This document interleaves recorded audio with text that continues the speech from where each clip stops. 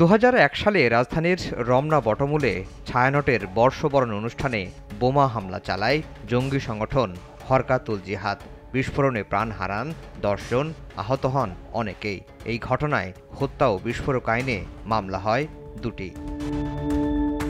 দুটি মামলার তদন্ত ও বিচার কাজ একসঙ্গে শুরু হলেও ২৩ বছরেও বিচারিক আদালতের গণ্ডি পার হতে পারেনি বিস্ফোরক মামলা।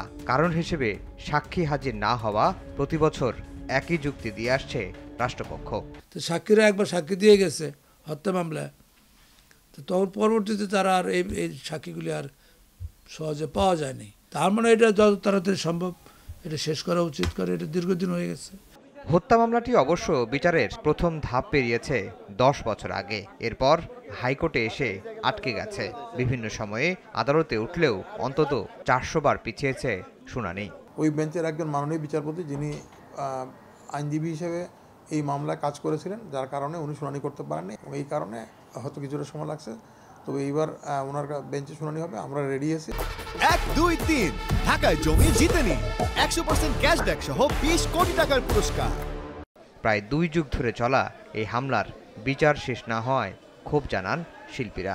কিছু লোক আছে আমাদের দেশে যারা আমাদের এই বাঙালির সংস্কৃতিকে অন্যভাবে দেখে, একটু বাঁকা চোখে দেখে। আশা থাকবে সবসময় এর একটি পূর্ণাঙ্গ রায় আমরা যেন পাই। ২০১৫ সালে হত্যা মামলার রায়ে মুফতি হান্নান সহ মোট ৮ জনকে মৃত্যুদণ্ড ও ৬ জনকে যাবজ্জীবন কারাদণ্ড দেওয়া হয়। এদের মধ্যে বিএনপি সরকারের সাবেক উপমন্ত্রী আব্দুস সালাম পিন্টুর ভাই মাওলানা তাজউদ্দিন সহ ৪ আসামি এখনও পলাতক রয়েছেন। মুফতি হান্নানের ফাঁসি কার্যকর হয় অন্য আরেকটি মামলায়। আফজার হোসেন, সময় সংবাদ, ঢাকা।